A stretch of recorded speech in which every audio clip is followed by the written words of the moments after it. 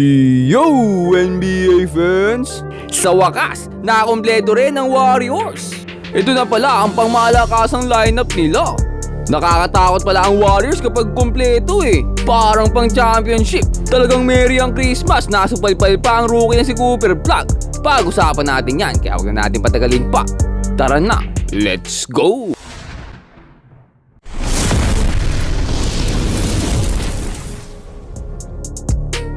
At ayun nga no, Christmas game ngayon ni Curry at ng Warriors kontra sa number 1 pick, Cooper Flag at ng Dallas Mavericks.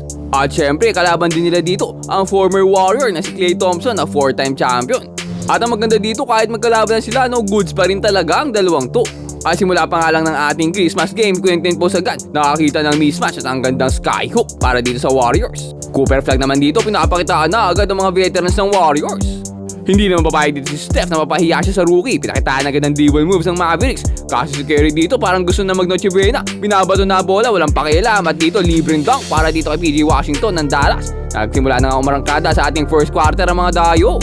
Pero dito sabi ni Curry, mamaya na kay Noche Buena yan. Napakagandang pasahan nga pinapakita sa ating first quarter of action. Ang ganda ng ball movement nila dito. Moses Moody again, this time outside. At talagang season of giving dito para sa ating Golden State. Ang ganda ng bigayan nila. Ito naman Dallas nagbigay din, kaso binigay ang bola sa kalaban, mali ata yun ah. Dito nga nakakuha ng fast break, another TJD dunk para sa Warriors. Klay Thompson naman dito makikita ang kanyang former teammate. Pina-target si Curry sa depensa at tinirahan ng dress sa mukha. Aray ko, Steph Curry. At ito nga Max Christie, activated na tumay-take over para sa Dallas. Pero buti na lang, nandito na nga si Al Horford. Nagbabalik na nga mula sa kanyang injury, bumira na agad ng 3-pointer. Pero itong si Max Christie, anong veteran?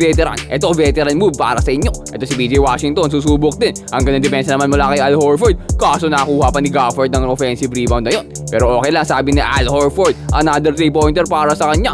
At this time, di Anthony Melton susubok. Nawalan. What an offensive rebound para sa Warriors. Second try, this time papasok na. Thompson naman dito, sasalaksak na. Binigyan ng floater ang kanyang former team. Pero itong si Al Horford talagang heating up na para sa Golden State. Horford gets a good look, hits again. At bago matapos ang first quarter, makikita na naman siya dito ni Jimmy Butler. Another 3, bang! Welcome back, Big Al! Nagpaulan ng God. Dahil nga sa kanya, lumamang ng 12 dito ang Warriors pagtapos ng first. Pero sa ating second quarter of action, si Naji Marshall mukhang bubuhayin ng Dallas. Makakabawi nga sila dito at mapapalit nila kalamangan ng Warriors. Dire-diretsong pagkatake nga sa loob ng Warriors ang nangyayari dito. Talagang pasok na ng pasok, walang katakot-takot eh.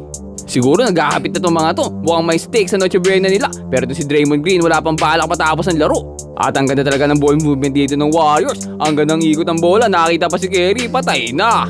Napangiti na lang dito si Steph eh. Pero Cooper Flag dito hindi masaya sa ginagawa ni Steph. Babawi nga siya dito, pinis pa si Jimmy Butler. Pero Jimmy Butler dito, ang gandang depensa sa kanya. Nakagawan pa ito si Cooper Flag, nabawian. Kaya dito, another fast break para sa Warriors. Jimmy Butler with the alley-oop. Back-to-back shots pa mula dito kay Butler. Butler will put it up over Gafford. Ito namang si Naji Marshall, gusto mo magpasabi sa 3-pointer eh. Buti lang hindi natawagan ng foul, kaso lang naipasok pa ang buzzer beater 3. Back-to-back basket ba para sa kanya, pero no good, nabitin na. Merry Christmas Idol, pero hindi araw-araw Pasko. Pero dito, ang ganda talaga ng bigayan ng Warriors eh. Cooper Flag naman dito, sinusubukan buhayin ng Dallas, kaso malas talaga eh. Left hand off the penetration, but he misses there. Jackson Davis inside of the one. Pero dito, Brandon Williams, bago pa nakalusot, walang bantay sa ilalim. Biglang na nga mauta sa depensa dito ang Warriors, sa kinakain sila. Cooper Flag pa dito, walang matangkad sa kanya, ang haba din kasi ng batang to. Once again, Flag na naman may hawak ng bola, this time smaller pa James Ibantay. Pero nakalusot pa rin siya, ang gandang nga under noon. Grabe rin talaga to, tumay-take over na nga against sa Golden State. Pinaglalaruan ng depensa ng Warriors. Ang gandang effort pa niya dito para sa rebound, kaso lang napasama pa sa kanila. At napunta kay Moody ang bola, 4-3. Proud na proud si Steph. Butler dito, pinaglalaruan pa si Cooper Flag. Nakita si Jamie sa corner, tinirahan sa mukha si Klay Thompson. Siya na rin ang bagong splash brother. Pero ito talagang pinaglalaruan ni Cooper Flag. Si James kinakawawa na oh. Buti na lang nandito si Steph Curry, napakagandang double between the legs. Sinilaksakan ng dalawang defender at panis ang dalawang yan bago matapos ang ating second quarter. Nakakuha pa sila ng 13-point lead bago pumasok ang second half. Third quarter, do talagang si Cooper Flag hindi ma-figure out itong Golden State. Nakalusot na naman nga sa depensa nila. Pinabawi na nga lang dito ng Golden State sa kanilang napakagandang passing. Ang ganda nga ng cut ni Curry doon. Butler nga ulit ang may kapit ng bola dito, sumalaksak na, ma-out of bounds pa, pero what a pass dito kay Draymond. And another great cut mula kay Curry, grabing connection ng trio na to. Sobrang smooth sarap sa ice. Pero dito talagang nadadali ang ilalim ng Golden State. Another bounce pa sa ilalim, nilamon ng buhay si Draymond Green. Muntik pa siya makagawan dito, buti lang na-recover niya. Ay grabe si Jimmy Butler doon, minekos-mekos pa sa area ang bola.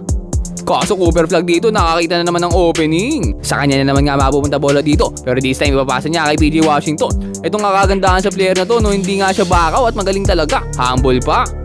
Dito nga umaarangkada na naman ng Mavericks, dire-diretsong pag-atake na pinapangunahan nitong si Cooper Flag. Pero ito na si Curry to answer back para dito sa Golden State.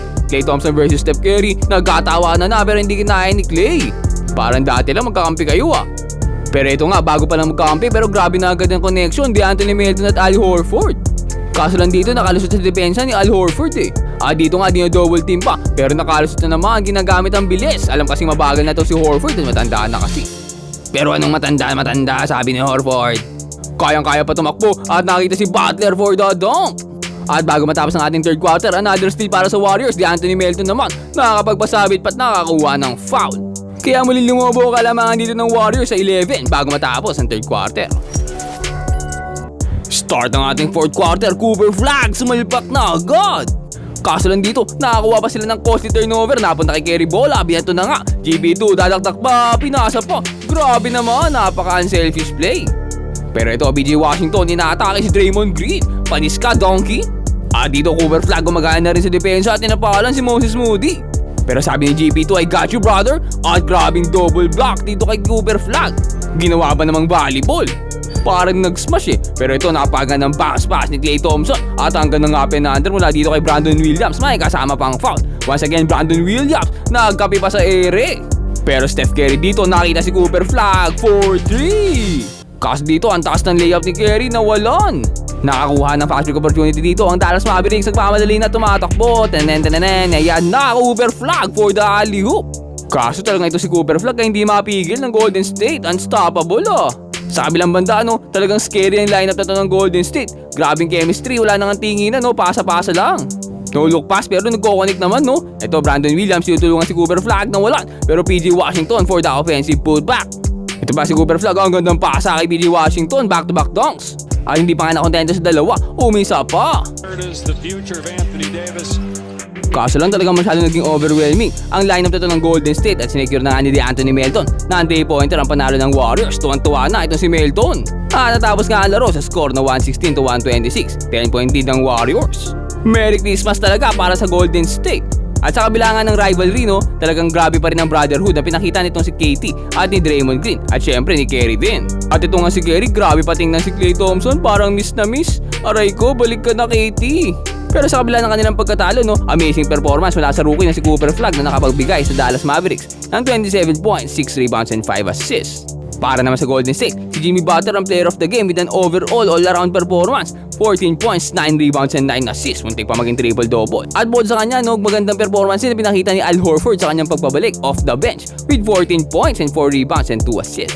Sa 5 tres pa niya, 4 yung pumasok, sobrang efficient. At ang kanyang duo na si Anthony Melton ay merong 16 points, 3 rebounds, 3 assists, 1 steal, 1 block, walang turnover. Matindi to, nilahat na yung stat sheet Pero kahit hindi nga ito starting 5 na talagang napakalaki ng ambag niya sa pagkapanalo ng Golden State. At dahil nga sa kanila ay nakuha na ng Golden State dito ang kanilang 3rd straight win. Win streak na ang Warriors. Grabe, scary pa lineup nila. Parang ready na sa championship Pero kayo, ano sa tingin nyo? Tingin nyo ba ay okay na to para sa playoffs? O kailangan pa nilang magdagdag? Comment down below and mag-subscribe ka na rin sa ating channel para lagi kang updated sa mga latest NBA happenings. Ayun lang for today. Peace out and God bless.